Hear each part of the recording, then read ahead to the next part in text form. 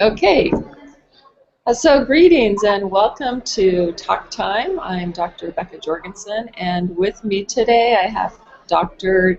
Dan Wile. And Dan is an author, a therapist, a trainer, and I'm so happy to have you with me here, Dan, to talk about your work with couples and your work with therapists, because you do both help couples improve their relationships. You write towards that, and you also have written on couples therapy and help couples therapists also work with couples. So welcome. Glad to be here. So it's so nice to have you here today. One of the things that you do so much of, Dan, is really help people. Maybe we can talk about some of the things from your books, after the honeymoon and after the fight. And you talk some about really the importance of having intimate conversations with partners, with couples, to have these intimate conversations. Can you describe that a little bit? What couples need to do and how come that's important? Well, the heart of the relationship, at least these days in Western culture, is the sense of intimacy between the partners, a sense of connection, as attachment people talk about it.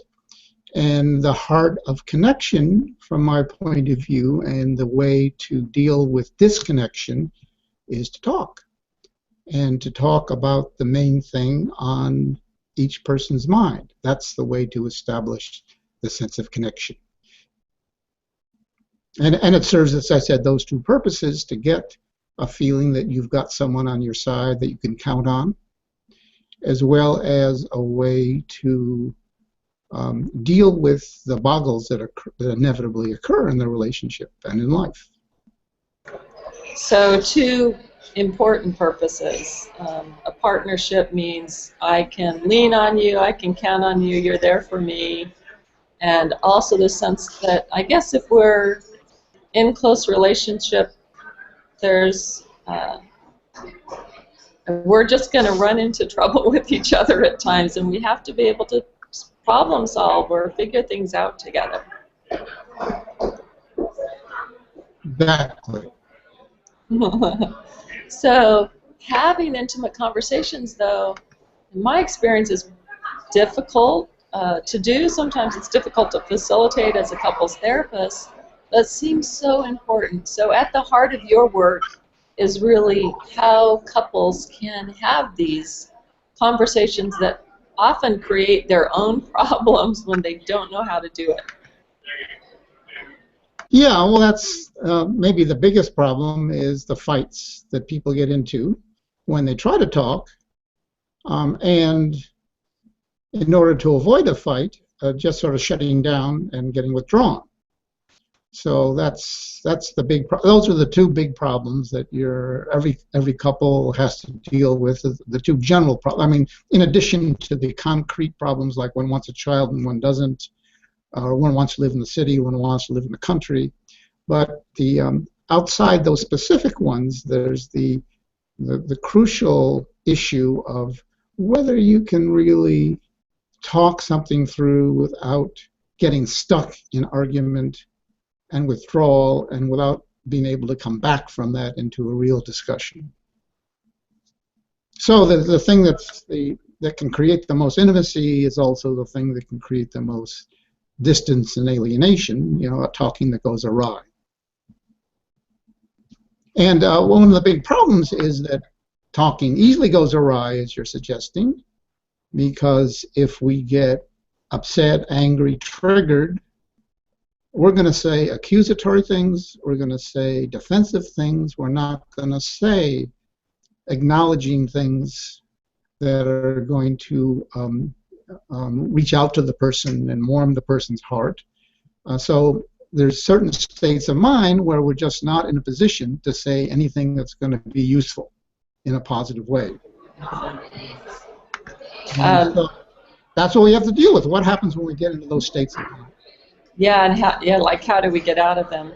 I'm here in Sweden, as you know, but our viewers don't know. I'm here in Sweden, and today I saw a couple who get caught in the kind of thing you're describing, where they want to solve a problem and one gets really defensive, one starts to withdraw, they can't stay in conversation, and so then not only do they have the problem they can't solve that they have the tension around to begin with, they also have this new problem about feeling like kind of each other is the enemy, or like they've lost that partner who has their back. Yeah, the way I think of at any given moment, you can sort of confide what's on your mind in a way that could easily move your partner, though sometimes it doesn't. We can talk about that.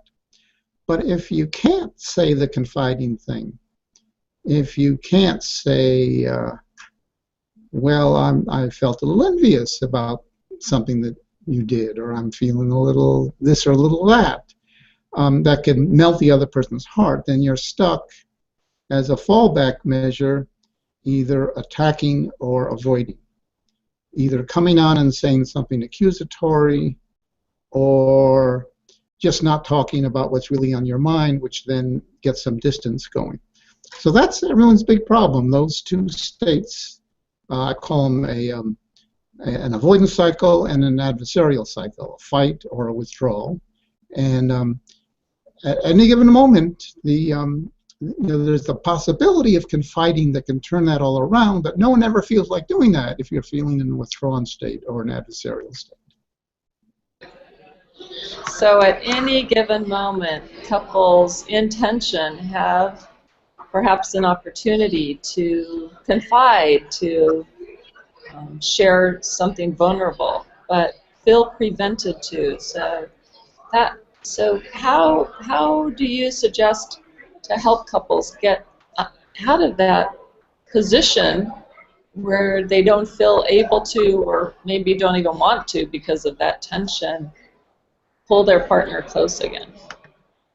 Well, the hope is that there's going to be a later time, maybe a few minutes later, maybe an hour later, maybe a day later, let's hope it's not too much later, where the person is no longer feeling triggered by the other person, no longer feeling withdrawn, it's not safe, and gets in a position where it becomes more possible to say something confiding, to make an acknowledgement, to come back and say, I got angry at you than I wanted to. I don't think it was really justified. You were making some pretty good points. So if you, at a later time, can get into another state of mind where you have good news you can tell your partner. By good news, I mean you don't come back and make your case again, but you come back and make an acknowledgement, then there's a chance to have a recovery conversation. And in a recovery conversation, which is hard to do and hard to learn, but ideally in a recovery conversation, you can turn this boggle in the relationship into a vehicle for getting closer to your partner. You can get the kind of conversation going that you would have wanted in the first place, where there is acknowledgments both ways, where instead of attacking the other person, you're acknowledging what the other person wants you to say, where you automatically feel like comforting the person rather than automatically attacking or defending, where you're interacting in a way that turns your partner into an ally and a confidant rather than into a stranger or an enemy. So that sounds really nice to be able to get there. So I think if I'm hearing you, it's about being able to kind of settle down a little bit and think about this recovery process, which is going back to, like, you use the word acknowledgement and confiding. So somehow dropping the defense. What might I say to my partner if I'm trying to come back for this repair conversation, this recovery conversation, as you're calling it? Well, it would be an acknowledgement of some sort. That my wife Dorothy, the way she puts it is, You come back and you say, in essence, in the argument we had before, I wasn't entirely right and you weren't entirely wrong. And you pick those elements where you think the other person was making good points, and you acknowledge that some of the things you were said were not correct or were exaggerations or said in anger. And so you're acknowledging, and unless your partner is so upset with you that she's not ready to acknowledge, to warm up to you yet, haven't gotten over it, your partner's going to be happy that you've come with this new way of reaching out. You've got a different tone of voice. Your partner can probably tell after 2 words that you're in a better state of mind just by your tone of voice. And you're really a different person at that moment. And we do become different people. So the idea would be to take advantage of it when we become the person that can acknowledge. So that acknowledgement kind of takes us out of this all or nothing, black and white stance. I'm not entirely right, you're not entirely wrong. So we're not just opposing each other, and it gives a little bit of space, I guess, to come back in a more joining sort of a way.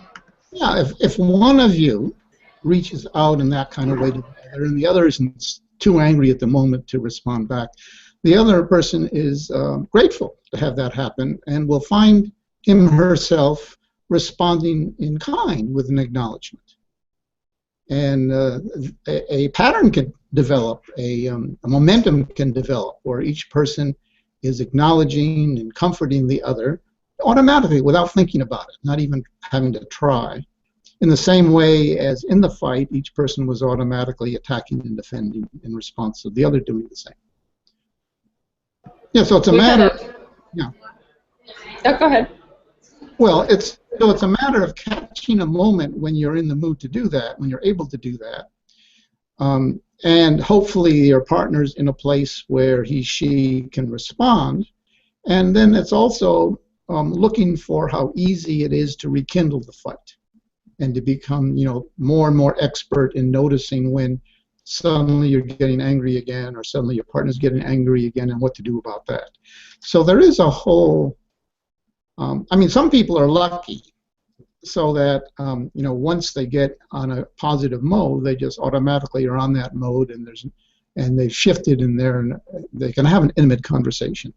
Other people are not so lucky, is that they shift into the positive mode, but they can get triggered easily again. And so if you're a couple in that situation, then you sort of need to develop skill in noticing how and when the triggering occurs, so you can kind of stop it before it destroys the new conversation.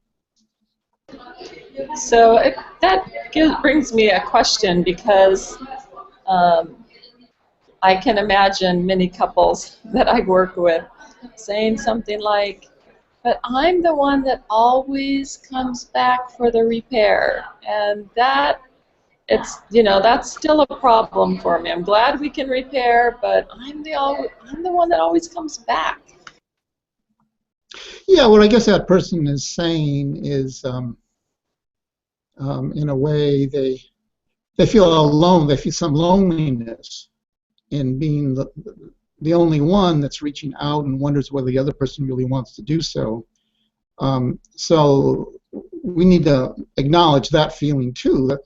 A thing I want to add, however, would be, if you're the one that reaches out, you're the lucky one. You have more power and control in the relationship. If the other person doesn't have an ability to do that, then that person is at a disadvantage. So I'd want such a person to be thinking about it that way too, while acknowledging that that person can feel kind of lonely in that role at certain times. Yeah, so that I come from this attachment perspective, and so that idea of aloneness really resonates with me, that sense that, Do you really want me as much as I want you, or is there that reciprocity? Do you feel it? How long would it take us to repair if I wasn't the one that always did it? Would you just be satisfied, being there as us being islands without making this repair? So when you spoke to that aloneness, that really resonates with me. And Yeah, and go ahead. oh, I was just going to say, so there's a sense that also you're talking about some sense of gratitude that I have that push or that ability to kind of put my guard down and come towards my partner as a peacemaker, I guess. Yeah, I was talking about that. That'd be a skill that you had, a adaptive quality. As a matter of fact, I can imagine, ideally, your partner expressing gratefulness and appreciation. That saying something like, "Well, I have a horrible time getting over these things, and I don't find myself in a position where I feel like reaching out, and no one in my family ever did. So I really appreciate how you do it. I've gotten to kind of count on it, and I'm sorry that you feel alone in it. But I want you to know how much I really grateful I am when you do that, So and how that's a nice, I feel when you do that." it's a really nice way to think about it, that partners have different abilities, and that we can be grateful for each other's ability, and the ability doesn't have to be the same, and we can kind of help bridge the gap when it's so hard maybe for one of us to do something that the other one can do quite easily. Like maybe it's easier for me to apologize, and my partner might be very, very difficult, but they're so relieved to have the gap gone between us. Yeah, and you'd want that partner to appreciate that it could leave the other one feeling lonely. A general statement would be that no matter what boggle is going on, there would be a way to have an intimate conversation about it. And so this would be an example of how to have an intimate conversation about it where it's only one person that reaches out. Okay, so I might say, if you were my partner, we had a fight, I might say to you something like, hey, you're not entirely wrong. I'm not entirely right. So, and I didn't like what happened to us the other day. I'd really like for us to kind of be able to talk about what's happening and solve that problem. Well, I didn't mean that you exactly use the words, I'm not entirely right and you're not entirely wrong. It's more that you would come with some very specific statement, such as, I said some things that were very harsh that I wish I could take back because I didn't really mean them. And, when you were telling me this such and such and I was waving you off and saying no, you were right about that. And I even half knew it when I was doing it. I want you to know that. So it'd be something very specific like that that would get a recovery conversation going.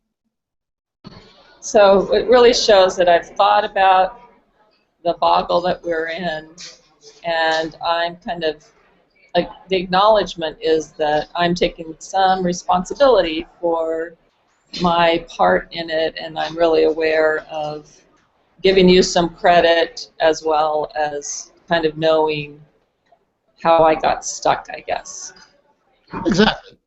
Taking responsibility, looking at the other person's point of view, appreciating it, and if you're lucky, going even further and figuring out how you got stuck. Yeah. If you're lucky that way, your partner actually responds in a happy way that you're coming back to give it another go. That's right. Now, you may find that even if you come across in this more reaching out positive way, from a confiding point of view, that your partner hasn't gotten over the fight yet. And so, in a way, you almost need to be prepared also for that your partner may not be ready to respond well. And so, because there's the danger that you reach out in this way, your partner doesn't respond, you get even angrier. So then your partner reaches out to you a little bit later, but now you're really angry, so you don't respond positively. It can go back and forth that way a couple of times until both people are feeling like reaching out at the same time, positive in the same time. Yeah, it can be complicated. Yes, it might not just be one easy pass and have our partner accept us right back in after we've had her feelings, I guess. Yeah, what you're kind of hoping is that over the course of days, weeks, months, years, decades, you learn more and more about this and become better and better about this, at knowing how to confide, at catching the moment, and at, if your partner isn't ready, knowing what to do then, and working out the bugs and the angles there. And when it rekindles the fight, it doesn't work out, to work out the bugs there, so you try again. That's the ideal. That's the hope, that you just get better and better at these over time. So you said something about pinpointing the moment, or pinpointing the fight, the moment. Can you talk a little bit about that? Pinpointing the fight. Say more. About pinpointing, about how that it's important to pinpoint the fight or the moment. I don't recall my using what I meant by that. I obviously said that by pinpointing the fight or the moment. Right. Somehow about. It sounded like there was some important part, something in the conversation or in the fight that it was important to understand how or why it went bad. I see. Yeah. Well, that's to pinpoint how and why it went bad. Yeah. Well, now I understand what you're talking about. I mean, the ideal would be is that the two of you together figure out what happened. That you figure out the vicious circle you got into. That you figure out how one person who feels criticized deals with it by withdrawing, and the other one who, when their partner withdraws, gets critical, and how they get into a vicious circle about that, and they can stand back and see that and get some distance from it in some way, so they can pinpoint what happened and how they got triggered, or they can pinpoint whatever triggering thing might have happened. You know, when you said such and such, I flashed back on this other thing, or childhood, or whatever it was. And so it's really nice in the recovery conversation to be able to track back to how it happened. Part of the recovery and maybe the prevention is knowing how you got stuck there and maybe why you're sensitive to being triggered in that way. Yeah. So you get to know what your sensitivities are, and you get to know what your partner's sensitivities are, and you get to know what your interacting sensitivities are. And the more you know that, the easier it is to avoid it, quicker it is to recognize it when you start and not get into it, the better it is, if you do get into it, to figure out what happened later on and commiserate together about it, which is a kind of intimate interaction. So even being able to talk about the fight, share our sensitivities, that itself brings intimacy back into the relationship. Yeah, the example I use is, say, a woman who says, you know, when you're late, it's like I'm automatically thrown back into, you know, my childhood when my My father abandoned us, and my mother disappeared on me too because she got so discouraged, depressed about my father leaving that I just sort of feel all alone, and so I got back into that a little bit, even though you're just a few minutes late. Well, if the person talks like that, not blaming the other person, taking personal responsibility from their childhood, then the other person can listen to it better, and in a way, everybody has something from childhood that makes them sensitive, so that people just sort of know the particular sensitivities that they have and the particular sensitivities their partner has, take them into account, and then develops a kind of a general understanding about them. It's kind of part of knowing your partner, maybe even knowing yourself, that what sensitive spots we have, kind of like what food we like or what food we don't like, and what things feel good to us or what things we're sensitive to being triggered by. That's really helpful, I guess, that knowing self, and then your partner sharing those parts of themselves too. Yeah, now there's a way of saying that every relationship has its own set of unsolvable problems, its own set of ways in which people are not well matched, along with all the ways that they might be well matched. And so it's useful to stand back and to realize that, rather than think that I got married to a lemon.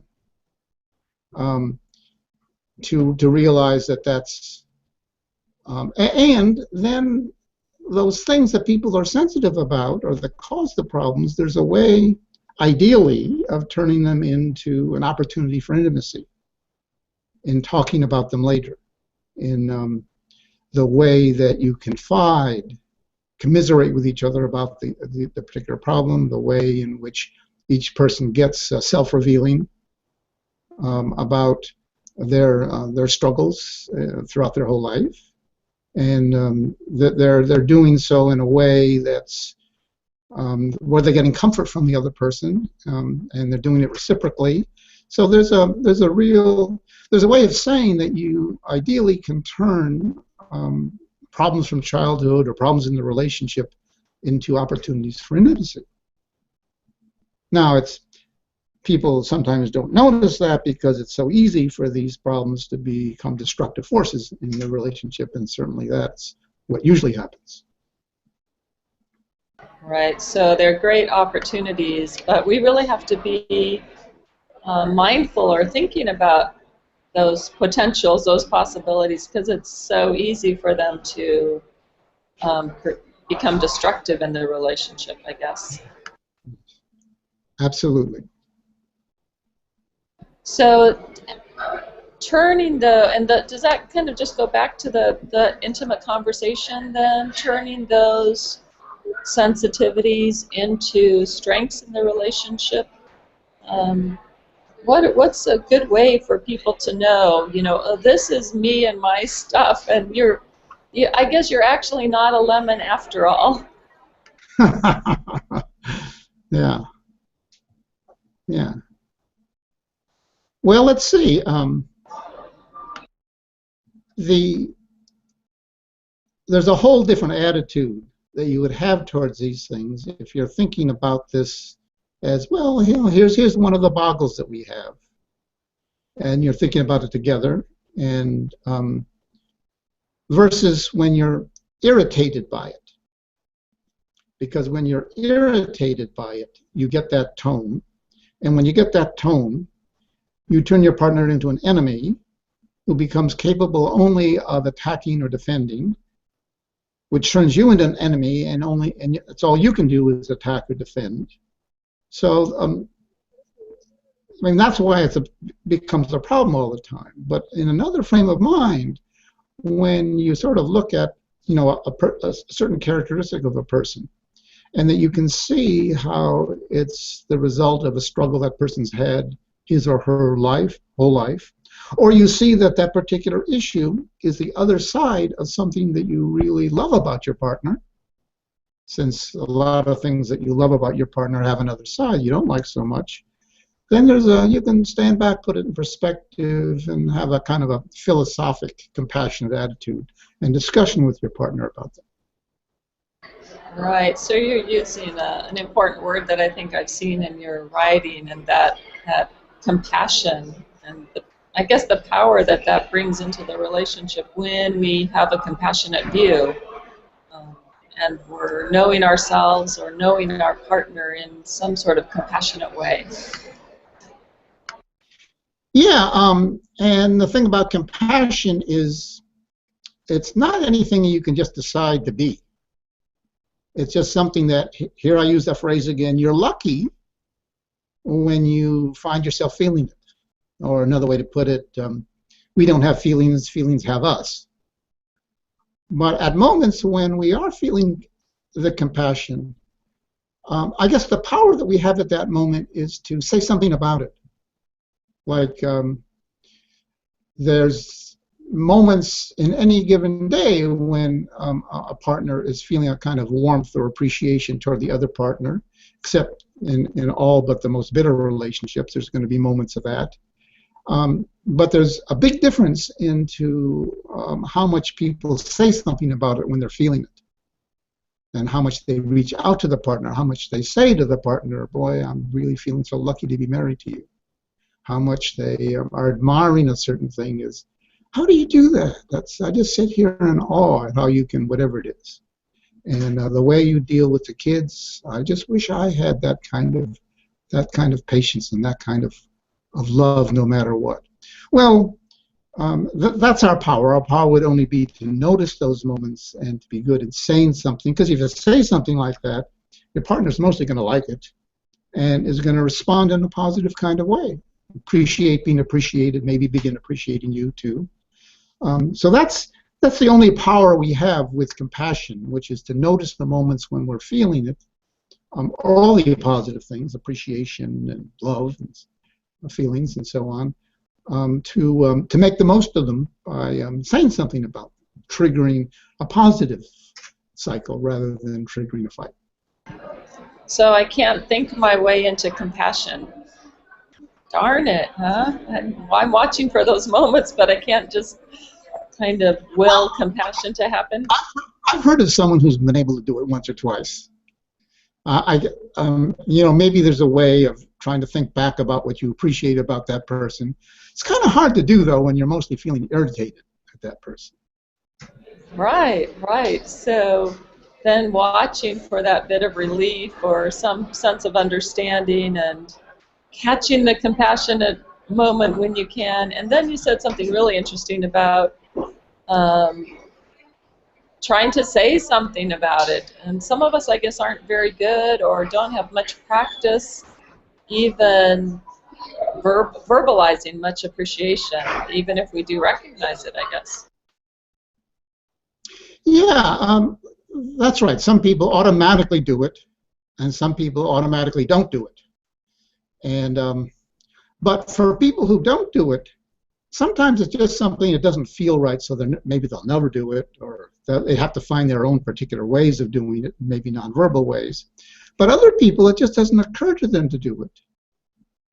But if someone suggested that they do it at the moment, they might be very grateful and want to do it. That is, it just may be an inertia of some sort, but it wouldn't be something that it'd be something they could learn to do maybe pretty easily.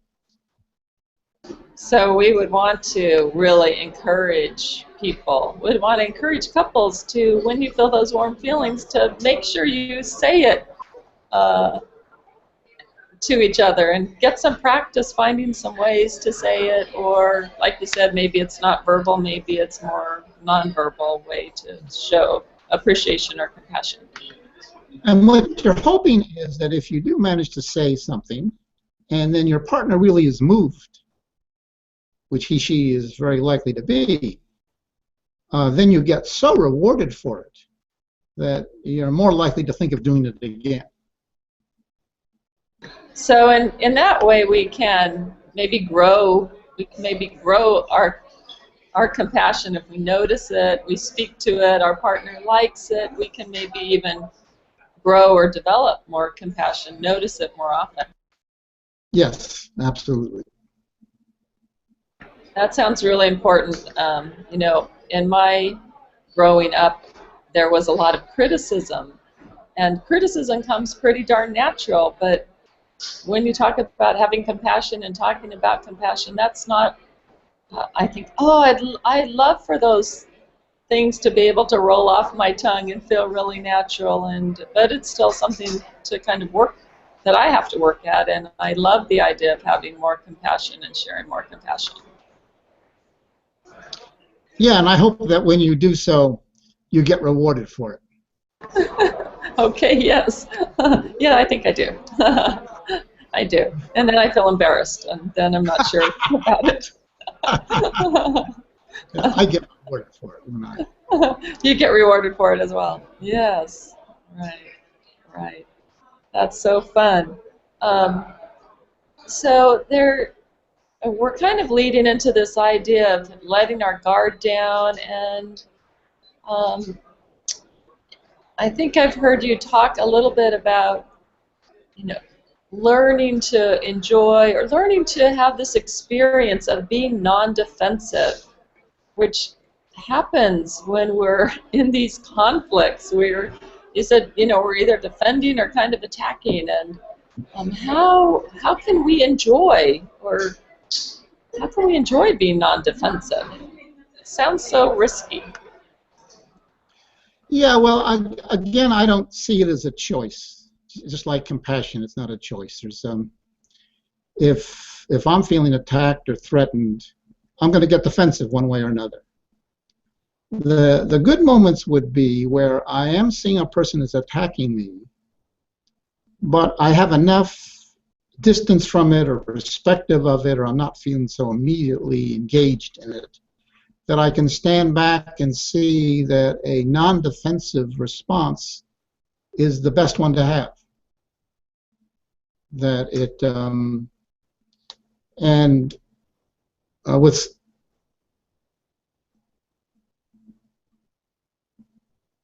so then I'm aware afterwards that I was sorry I made that defensive response, because it's more powerful to respond non-defensively. And I guess the more I know that, the more it becomes possible, even when I am feeling a little threatened, to make the non-defensive response. Because when you get defensive, then you get this thing rolling again, and you're showing how you're affected by what the person is saying. If you're non-defensive, it's like if you're criticized in some way or you feel criticized, you're going to get into that adversarial cycle, into that fight, into that state of mind, into the neurotransmitters that do that doing. And I don't want to do that. I'd like to stay in a more collaborative state of mind. And so I can make a shot at not responding defensively for a while. In couple therapy with my clients, I don't take it personally, so I can remain defensive, non-defensive pretty easily. Just as, you know, with a small child who says, "I hate you, mommy," because she doesn't want to do what you just said, you don't take that personally. And but if your husband or your partner says this, your wife says this, says something, and gets that look, then it's not something that you can get non-defensive and into the mode with. So I'll be non-defensive when I can. All right, when we can, and then when we can't, I guess we can try to be as non-defensive as we can, and then we can take a break, or we can take a break and come back and say and give the non-defensive response. Here's what I wish I'd said. You can come back later on, and again, a recovery conversation. I said such and such, defensive, but I wish I hadn't got defensive and said instead whatever. Right. So that there's a little bit, you know, in emotionally focused therapy, one of the things that we do is help couples see this pattern that you and I are describing, and then learn to fight against it by saying, oh no, we're in the pattern, let's stop that pattern.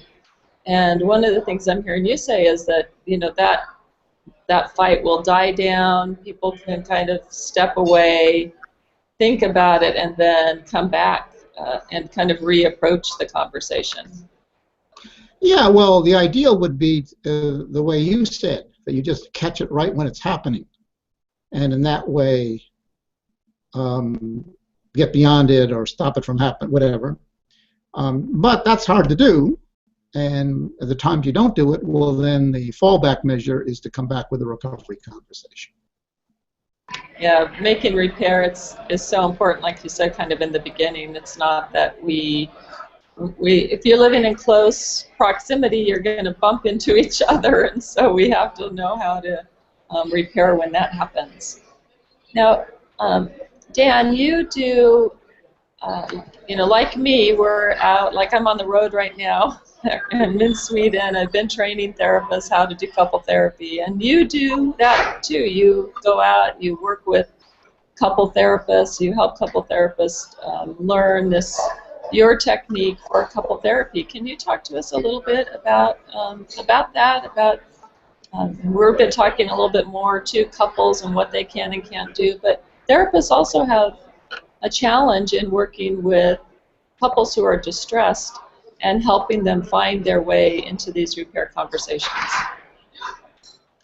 Yeah, well, what I emphasize in my workshops for therapists and how to do couple therapy, I talk about a method called doubling, in which my method then of trying to get people from fighting or withdrawing to talking intimately is to show them what it would look like. And I do demonstrations of that. I have people role play a couple. And so they're fighting, then I would move over and show how, instead of making this attacking comment, how this person could make a confiding comment. You know, instead of saying, you're this and you're that, and why do you always and stuff, you would say, well, you know, I felt hurt by what you just said, or I've gotten afraid that something or something would ever happen, something that would pull the other person in. That person is in no position to do by themselves, but they're grateful to me for pulling this out and saying that for them. And then the other person is not going to be as provoked. So I teach that method. And another thing I teach is the ease when doing couple therapy of siding with one partner against the other privately, which is a hard place to do couple therapy, since you need to be appreciating the position of both partners. And so I pay a lot of attention to that, and the methods by which, when you find yourself reacting to one of the partners, what you can do to appreciate what they're dealing with. And one of the ways would be, instead of sitting back in judgment, which is what you can find yourself doing easily towards one of the partners, you can appreciate what that person is struggling with. Or you can see, given, why would this person behave that way? What must this person be feeling to behave that way? So you find yourself ways of getting on that person's side, so that you can be the kind of therapist you want to be, which is representing both partners. Right. Also, that's really that working with ourselves as the couple therapist, and then noticing when we may feel distant or judging of one partner, because that impartiality is so important. But now there's a way that you just described. I don't know if it works with couples, but for some reason it sounds like it works for therapists. Like somehow they can call forth some compassion. You didn't use the word compassion, but when I'm moving out of judgment, I'm thinking about what's happening for this person, or what's their challenge. There's some way that I'm actually moving back into some compassion for them, I think. Yeah, it looks like I've talked myself into a different point of view than I had earlier, because it looks like Well, it can with be a different position, though, right? It's not you're not as in a personally threatening position when you're in the role of the therapist. that's right. So you have some more flexibility, and there is a possibility when you're saying, "Uh-oh, I'm reacting to this person, think he's a total jerk." Well, I can't think that way and be helpful. So what? How can I think of it another way? Right. So there is a way then that I can engineer some compassion by reminding myself of a couple of things, such as what is this person's inner struggle? These are the things I was mentioning. Um, how might this person be making a good point, but in such an exaggerated way that I'm reacting to that? But let me not get discouraged by that and look at the point. Or the other thing I mentioned, which is um, what what difficult feeling must this person be having that would cause them to react in such a counterproductive way? Or what's it like to be that person? What can I get in that person's shoes and skin? So that, right, so reminding myself of those things can then help me get compassion. Well, it's a empathetic stance, really, right? Like, can I put myself in your shoes? What's happening for you? And I guess in that way, we become more, as the couple therapists, more full of an experience of what our client may be feeling rather than our own sitting back judgment feeling. We're kind of shifting positions then. Yeah. When some people consult with me in a consultation group, we role play the couple they're having difficulty with, and that therapist will take the part of the partner he or she is reacting to rather than empathizing with. And by role playing that person can get into that person's experience and be more empathic. Yeah, that's such a helpful technique. So important to when we're learning to work with couples to be able to practice that way by being in the other person's shoes, really literally trying to be in their shoes so we can feel what that must be like to be them. Yeah. It's a wonderful thing, our brains, that we have all these mirror neurons and we can actually, have empathy and feel what other people are feeling. Yes. Thank goodness for those mirror neurons. That's right. Of course, they can get us into trouble too when we perceive the threat on the other person's face, I guess. Ah, yes. The danger that's lurking there behind the angry face. So in that work with couples therapists, doubling, you covered that really quickly, but one of the things that's quite unique, I think, about your approach is the doubling. I know in emotionally focused therapy we will use a lot of speaking. It's not exactly doubling the way you do it, but I think what I hear you saying is, I feel bad, I feel hurt. You do it in a different way. You say it instead of to the client, you double saying to the partner, I think, what the client's not able to say. Yeah, and sometimes I'll go over and kneel next to one partner and look at the other partner, so I'm close to the partner I'm speaking for, and become that person in a way and speak for that person and say these things. Always, of course, immediately checking back with that person and saying, where am I right and where am I wrong in these things I'm guessing you might be feeling, so that we're working together, the partner and I, in formulating what they're feeling. I'm making suggestions and they're saying yes or no or developing them. And an EFT, the therapist gets a soft tone and does a lot of reflections and throws in some doubling. And so I just take the doubling and I just do it 100% and move over next to the partner that I'm doing it for.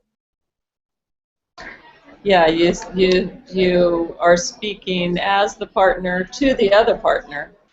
And I think in EFT we speak as the partner to themselves to see if we're really Yes, close to their experience. Yeah, yeah. yes, yes.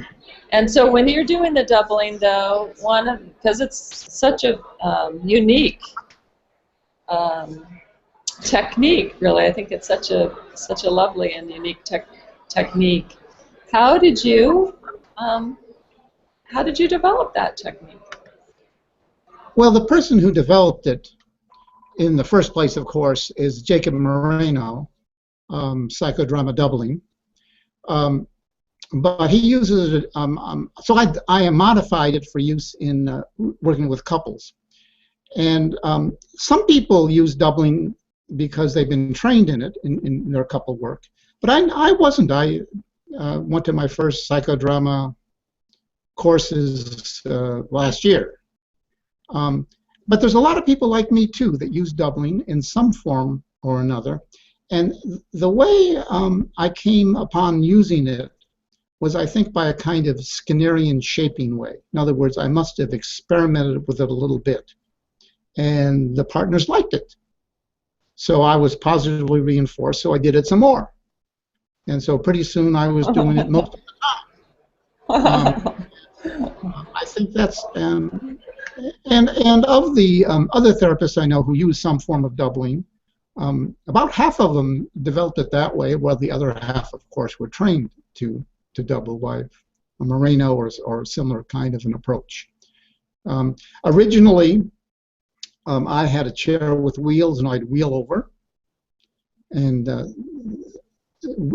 be sitting right next to one partner and talking to the other one. I used to tape my sessions, so I still tape them if partners want. It's for them to take home and listen to it. So one couple came back one time and said, you know, you need some oil for your chair, listening to the tape.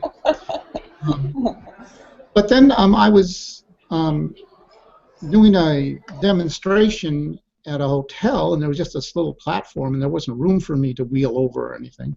So I just went over and I kneeled next to one of the partners and talking to the other one. And they liked it so much because it put me lower than them that I've been doing it that way ever since.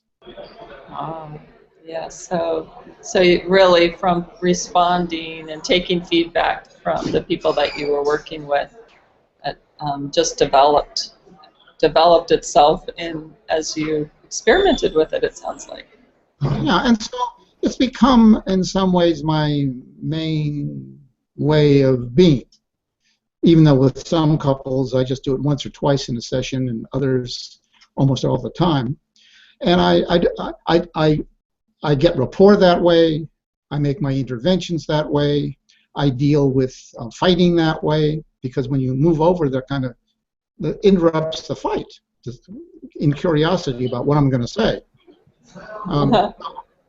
So it's a kind of a method. Oh, it's also, you know, every therapist has their own way of connecting to the partners, of making an impression, of suggesting, hey, this is going to be helpful, and this is my way.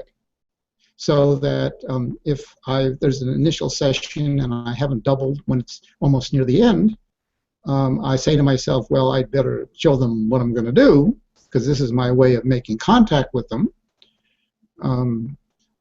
They may not know why they'd want to come back again if I haven't done the thing that I do that does connect to people. And so then I say to myself, but there's nothing, you know, I have nothing new to say for them. They're saying it pretty well themselves. But then I say to myself, oh, but no, remember that even though they said it themselves, they're not sure anyone's listened. And you can say it in a kind of concise way so they can really feel heard. So go for it. And so I talk myself into it. And I'm almost always glad I do. You know, that if they remember something from the session, that's what they remember. Right. So saying something, repeating something, saying it quite powerfully, and then their partner responds in even a more positive way. So the one couples are doing, yeah. And if their partner responds in a negative way, I double for that person and translate that into something more positive. or explaining why. I'd say for the person, well, you're saying some nice things, the two of you, but I can't buy it. I don't think you really feel it, or I'm still smarting over something you said earlier in the session, or whatever I think is going on. In other words, I try to make sense of why a person became defensive when the other partner said something warm and engaging. And so one last little question I have as I hear a little bit about the training that you do for therapists, and as really, I guess, as I'm hearing how your couple sessions are, kind of unfold, is when you're doing this doubling and they're learning about why they're becoming more defensive, they're learning a little bit more how to communicate. Does that translate directly to what they do at home, or how does that end up kind of helping them? Do they end up doing the kind of things we talked about that they can do through your instruction to kind of find the moment or come back in that confiding way? How does that happen from session to home? Well, a few of them will do it in the way we're talking about, but mostly they find their own way of taking in what I'm doing to turn it into something useful for them. Because what I'm doing suggests a whole different way of thinking about the relationship. So now they're thinking about the relationship in a different way, which leads to different, more positive responses. And then they see certain types of things, I might say, in certain situations, and so they may experiment with their own version of that in certain situations. So people take various things from it in their own kind of way, and often a little change can make a big difference. Yeah, that's such a beautiful thing. So it's very experiential. You're being alongside them, the doubling, helping them have an intimate conversation in the office with you, and that experiential change gives them new information, new experience, and then that just changes things as they go forward. Yeah, and I might explain what I'm doing and what the principles are involved so that it becomes some psychoeducation too. Right. Oh, that's really nice. I'm kind of modeling good communication rather than giving them rules. Uh-huh. Yes, rather than telling them about it, you're modeling it. They're having an experience of it with you, getting a response from their partner that's different. Mm-hmm. Yeah, that's a good way to put it. Yeah. Oh, that's very nice. So it's fun. It's really fun to chat with you, and you do train therapists. You have some things going on for therapists along with your books for couples. Yes. But we wanted to help couples to see, or help therapists to see how they might reach you, contact you, and sign up for your newsletter. So I guess, can you talk a little bit about that, about what you're offering, and about your newsletter? Yeah, I work out of the San Francisco Bay Area. I'm over in Oakland, so I do a number of things here, but I also am scheduled to go around the country and give my workshop and various things in the fall in various places. And you can get all this information on my website, which is www.danwile.com, DANWILE.com. And on the right side of the home page of of my website is a place where you could sign up for my newsletter, my free newsletter, which is mostly for therapists, where I describe some element of collaborative couple therapy. I'd like to have you on my list and send it out to you when I finish them. And then also on my website is a place where you can find out the various workshops I'm going to be giving. Great, Dan. That's very helpful, and it's very fun. Always have a good time when we get together and have a conversation ourselves, or a dinner, or get together in some way. So I so appreciate the work you're doing, and there's so much similarities between the things that we do. It's just so fun to chat with you again. I really enjoyed it, and I learned a lot of things. And some of your rephrasings of what I said, I realized things that I say and think that I didn't realize. Well, thank you. Thank you for your graciousness and your kindness, and certainly your generosity in giving your time and helping so many people, so many couples, and so many families to be able to get back in touch with each other and find ways to use what could be really difficult to bring them together. So thank you for what you're doing, Dan. Right. So thank you all, the rest of you, for joining me and Dr. Wile here on Talk Time, and appreciate you being here, and we'll see you next month. Thanks, Dan. Bye, everybody.